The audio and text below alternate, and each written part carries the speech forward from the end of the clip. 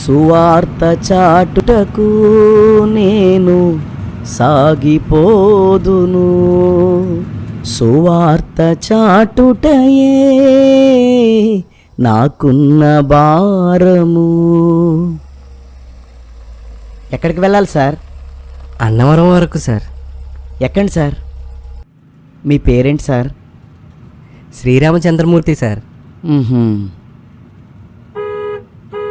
మీరేం చేస్తుంటారు? ఏంటి బైబిల్ ఉంది, అయితే వీడు క్రిస్టియన్ అన్నమాట. మాట కలుపుతున్నాడు మన గురించి తెలియక. డైరెక్ట్గా విషయానికి వచ్చాను సార్. ఏ విషయం సార్? మీరు యేసుక్రీస్తు కోసం నాకు చెప్పడానికే కదా మాట కలుపుతున్నారు. ఆ విషయానికి ఎంతమందిని చూడలేదు. అంటే అలా అని కాదులేండి, క్యాజువల్గా మాట్లాడాను అంతే, ప్రభు గురించి చెప్పడానికి కూడా. నేను ఒక ప్రశ్న అడుగుతానండి, దానికి కరెక్ట్గా ఆన్సర్ వచ్చేంత వరకు మళ్ళీ మళ్ళీ అడుగుతాను.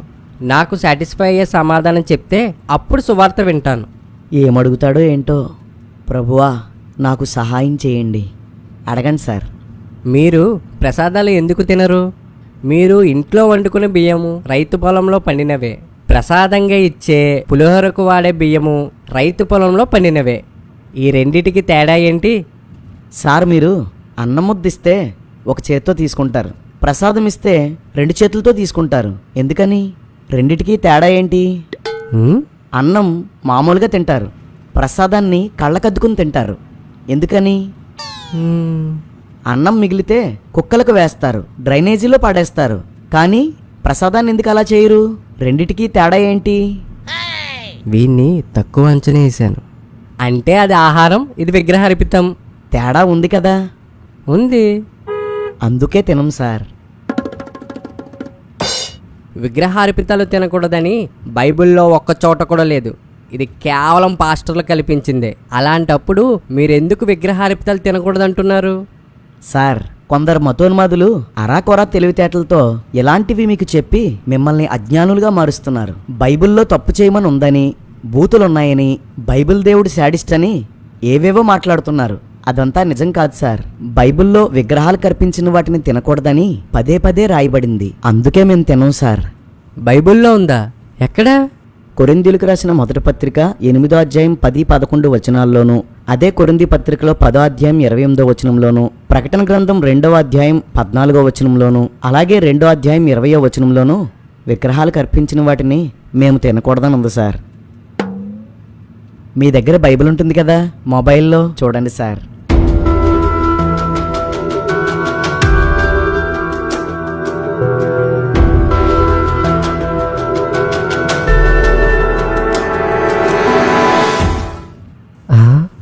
నిజమే, మన మతోద్ధారకులు ధర్మ పరిరక్షకులు అలా చెప్పారేంటి?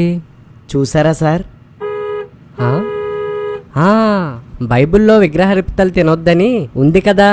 మరి హోటల్స్లో ఫస్ట్ ఇడ్లీని ఫస్ట్ పూరిని విగ్రహం దగ్గర పెడతారు కదా. సో మీరు హోటల్స్లో టిఫిన్ చేయకూడదు.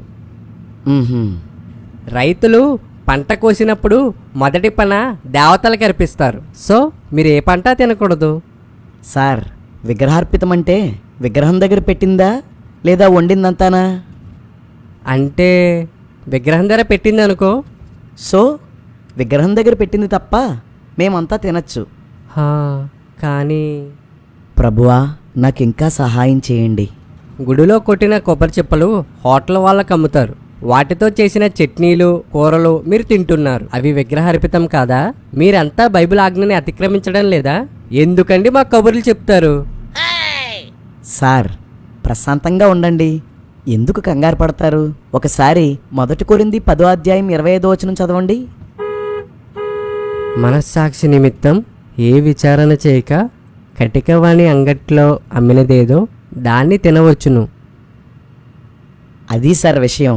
హోటల్ వ్యక్తి ఏం వాడాడో మాకు అనవసరం. అతడు అమ్ముతున్నారు, మేం కొనుక్కుని తింటున్నాం. ఇందులో ఏ ఆజ్ఞాతిక్రమం లేదు. మరైతే నన్ను కంప్లీట్ చేయనివ్వండి సార్. మీరు అడిగే ప్రశ్న కూడా నాకు తెలుసు. అయితే అన్నవరం ప్రసాదాన్ని, తిరుపతి ప్రసాదాన్ని కొనుక్కుని తింటే తప్పు కాదా? ఇదేనా? వీడెవడరా బాబు? హోటల్ వారు టిఫిన్ రూపంలోనో భోజనం రూపంలోనో అమ్ముతారు కాబట్టి మేం కొనుక్కుని తింటాం. కానీ మీ పుణ్యక్షేత్రాల కౌంటర్లలో విగ్రహార్పితాలను ప్రసాదాలుగా అమ్ముతారు, టిఫిన్స్గా అమ్మరు. అందుకే మేం తినం. ఒకవేళ సేమ్ అలాంటి స్వీట్ని ఎవరైనా స్వీట్ షాప్ వాళ్ళు చేసి ఒక స్వీట్గా అమ్మితే మేం కొనడానికి తినడానికి ఏ అభ్యంతరం లేదు. అన్న సంతర్పణ పెడతారు కదా గుళ్ళల్లో, ఆ భోజనాల్ని విగ్రహాలకి అర్పించరు. మరి వాటిని ఎందుకు మీరు తినరు? మీరు చెప్పిన వాక్య ప్రకారం తినాలి కదా. మీరడిగిన ప్రశ్న చాలా బాగుంది. మరి మనం అంటే ఏమనుకుంటున్నావు? కాకపోతే బైబిల్ విగ్రహాలకు దూరంగా పొండి అంటుంది. విగ్రహ సంబంధమైన అపవిత్రత కలిగి ఉండకూడదు అంటుంది. మీరు పెట్టే భోజనాలు మీకు సంబంధించినవైతే, అంటే బర్త్డే, మ్యారేజ్, గృహప్రవేశం, దినం భోజనాలు, ఇలాంటివి ఏ భోజనాలైనా మేము తినచ్చు. కానీ విగ్రహాల కోసం, విగ్రహాలకు సంబంధించి ఆలయాల వార్షికోత్సవం కోసం ఇలాంటివి తినకూడదు. ఇదంతా ఓకే. లాస్ట్గా ఒక ప్రశ్న. మా ప్రసాదాలు మీరు తినరు, మీ ప్రసాదాలు మేమెందుకు తినాలి? మా ప్రసాదాలా అంటే? క్రిస్మస్లో కేకులు, మీటింగ్లో భోజనాలు, స్వీట్స్ ఇటువంటివి. ఇవేవీ ప్రసాదాలు కావు, అవి ట్రీట్, ఒక విందు. అలా మీరేమైనా ఇచ్చినా మేం తింటాం. క్రిస్టియన్స్కి విగ్రహం అనేదే లేదు. ఇక విగ్రహార్పితం ఎక్కడి నుండి వస్తుంది? మ్మ్హ్మ్. కాకపోతే 1 కొరింథీ 10వ అధ్యాయంలో విగ్రహార్పితాలను బాప్తిజమం తీసుకున్న వారు మాత్రమే స్వీకరించాల్సిన రొట్టె ద్రాక్షరసాలతో పోల్చాడు. ఒక విధంగా చెప్పాలంటే ఇది మాకు ప్రసాదం లాంటిది. దాన్నెప్పుడూ అన్యజనులకు ఇవ్వం. అంతేకాకుండా బాప్తిజమం పొందని క్రైస్తవులకు కూడా ఇవ్వం. వీడెవడ్రా బాబు?